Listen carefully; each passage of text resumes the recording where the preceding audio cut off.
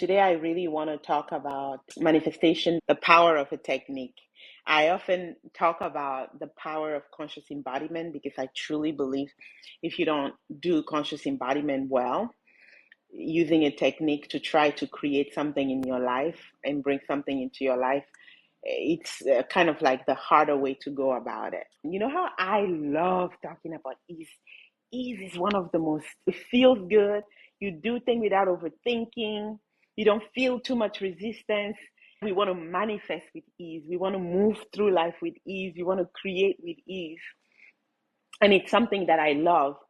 And I'm going to add something else that I feel like a lot of manifestation coaches and manifestation community people don't often talk about, that I think it's important. And in the words of one of my mentors, is it just ease and then nothing else, or is it also effort? And effort is a bit different than resistance.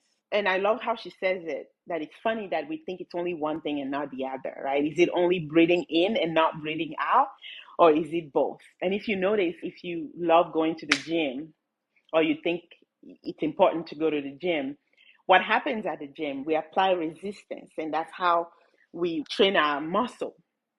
We push through, and it feels good, especially at the gym. You might hate it at first, and then when you're done, you're like, "Ooh, I feel really good." And I think in the manifestation community, we really misunderstand when we say manifest or create things with ease. We think it means applying no effort whatsoever. But we know life is not like that. It's almost like the universe was created in a way that applying effort is part of the process. Now, applying the effort from a conscious embodiment space, that feels good, right? Like it might feel hard, it might feel like you're putting effort, but it feels good to do it. You're proud of yourself. It's a very different energy than trying to apply effort from a place of not trusting yourself, not understanding the seven fundamentals for manifestation that I often talk about, not understanding conscious embodiment. Applying effort from that place sucks. And a lot of us have done that a lot. So when we discover ease, we feel like I want to be there forever. It's the same thing with the whole feminine and masculine energy. You've probably heard a lot of people talk about it. I think it's easy to think one is bad when we've kind of played in it too long and we're burned, right? We feel like maybe the masculine efforting, pushing and doing all that is bad. And then the feminine, where we lay back, we enjoy, we receive, it's easy. We think that's the best, that's the only way. But we know life is about both and. It's the ability to hold duality in a way that serves you powerfully. And I think in the manifestation community, we all need to start being truthful about the fact that yes, it does take effort. The yin and yang, ooh, I love it. You gave me the perfect wording for it. The yin and yang.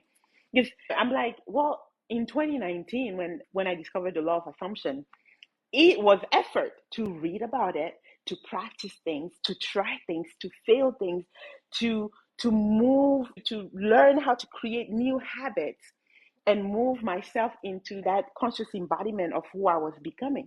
It took effort. I used the masculine side. One of the masculine and feminine energy coaches that I actually enjoy listening to on TikTok, I forgot her name though. I think she said something about how sometimes we think mothering and caring, like from a mother place, is a feminine energy, but it's actually not. It's a more of a masculine energy. You're taking care of someone, you're doing things for them, you're taking action, you're doing so. And it's not, it doesn't mean it's bad. She was explaining how you don't want to mother someone you love, because then it becomes too much work. You have to learn to apply the other side, the feminine, the receiving. But I think in manifestation, we do a disservice so much to people when we make it sound, and I've been at fault with that too, when we make it sound like all you do is you sit back, you lay back, and you do nothing. And then that's it. You just do nothing forever. And someone is going to come knock at your door and you're going to get what you want. Does that happen? 100% it happens. But here's the thing, we don't realize the kind of effort it takes for that person to hold themselves in that space of knowing that they will literally manifest someone coming and knocking at the door.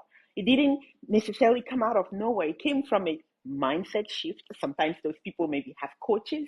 So, and even when we talk about manifesting wealth, manifesting other things, We don't realize that all of those, when you think about wealthy people, not all of them have sat there and inherited. The ones who have inherited, and I'm not talking about those people, right?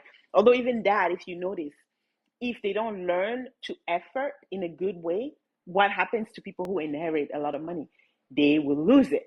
They will lose it. That's just what happens. I think it's so interesting that we miss the point of bringing and talking a lot about, okay, now that I'm doing the conscious embodiment, also I have a conscious embodiment class I did.